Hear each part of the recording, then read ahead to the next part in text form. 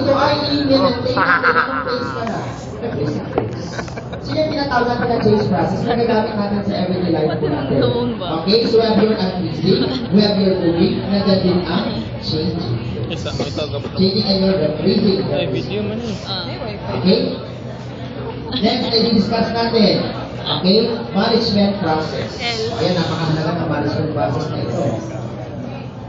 Your management process. Roman numeral number 4. Time check 10:45. Oras na para tumakas na sa board exam.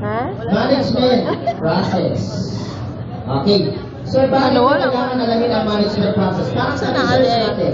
Research steps, saka natin yung isa-isa. Pero din sa management process, sir, ano ang gagawin ko dito? Alamin mo ang summary ng management process mula sa planning, organizing, directing, and controlling. Okay. Alamin mo ano ba ginagawa ni planning, organizing, directing, controlling. Sir, bakit? Kung ikaw ay nag-date na naman ng 2012 na December, tatlo ang tanong dyan. Ano yung tinanong, sir? Organizational chart, job description is under what management process? Magbibigay ng situation, ang sasagot mo, planning, organizing,